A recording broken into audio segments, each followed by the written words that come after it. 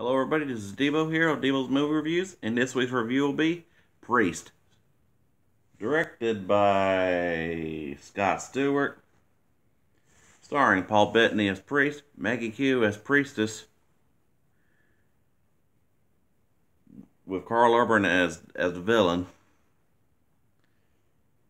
featuring Cam Gigadent as Sheriff Hicks, and Lily Collins as Lucy. Featuring among the likes of Christopher Plummer as one of the elder the elders of the church, and then Brad Dourif as the salesman. You know, who sells snake oil in that town in post-apocalyptic, except wasteland because of, I gotta say, for a movie about so-called Vatican assassins going after vampires. It was a great concept, but absolutely poor execution. One should have been something that was R-rated. PG-13 that should have been R-rated, and should have been like a 2 hour or 2 hour and 20 minute movie instead of like a less than 90-minute movie. I mean, I mean, especially with great casting like Paul Bettany, Maggie Q, and Karl Urban, and of course, and especially with this concept of where it starts out again with this animated segment of like historical thing timeline of like the war between humans and vamps, and all I could think of was that had this movie not flopped, there could have been like a prequel or something where it could have led up to the so-called dystopian cities. I mean, this one's like Judge Dredd meets Equilibrium, and by that I mean you got like after the so-called priests were disbanded in the storyline, it should have been more set for a prequel where they're active duty, and not in this one where it was just Paul Bettany learns his niece got kidnapped and takes the law in his own hands after because the church wouldn't do anything about it. Because in this was a dystopian theocracy. I mean, and I compare it to Judge Dredd because it's got like this cave or something, this dome thing, kind of like Mega City 1. And I think it would have been better if it had like the action choreography of Equilibrium. Yet, Priest didn't use guns, and then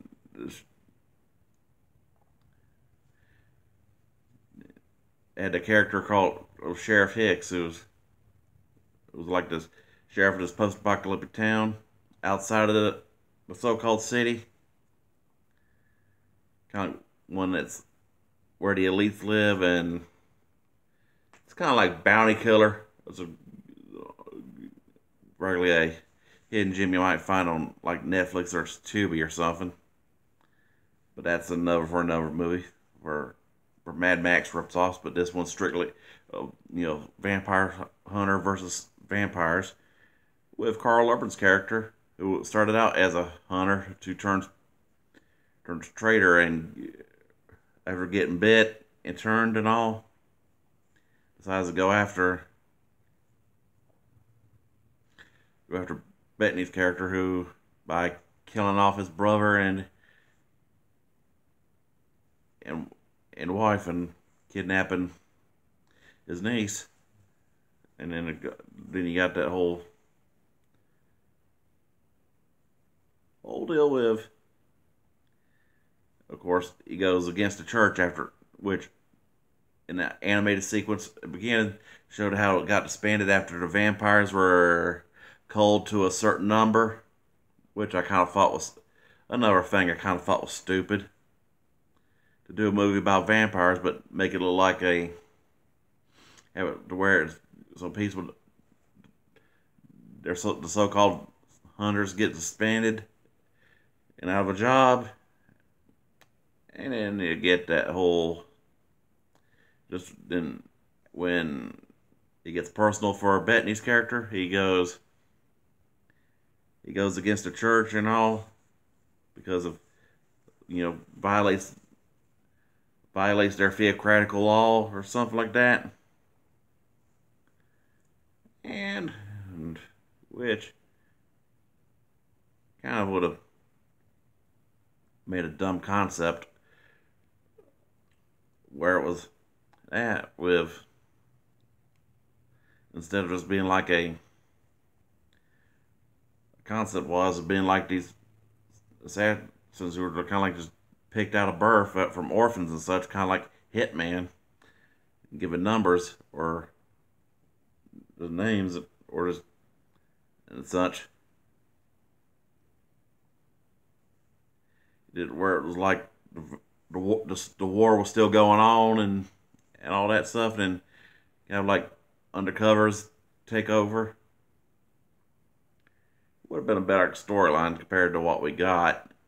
But I gotta admit, some good parts like the fight scenes with Bettany having the knives, especially that one which looked like a handle, like a sword handle. It looked like a throwing star. And then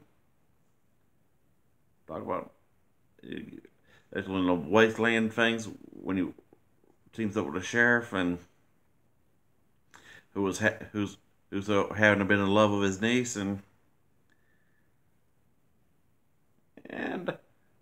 some another good aspect of it was the whole epic climactic train chase between where they were where priests and priests dust off their old motorcycles from Department Issue. I mean, those are kick-ass, which is practically the best part of the movie was the old chase sequence where they're chasing the scene, and then they get all these daywalkers or something and come out of that train, and then they get that scene. Then, apart from a couple of shootouts and that whole scene where Bettany's character's making bullets in the crosses and all cross-tip things. I'm just like, yeah, kind of reminds me of like the Priest came first. Kind of reminds me of like Red Dead Redemption 2, where you could do it, where there's a way you could do that with split point bullets, and it was great casting, but poorly written, and of course another casualty of studio intervention. I'm gonna have to give this about a 3 out of 5. I mean, it was great concept, poor execution. I mean, should have been like a TV series instead of a movie or something like that, and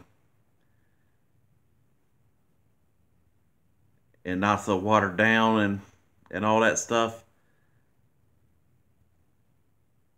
But overall, a 3 out of 5.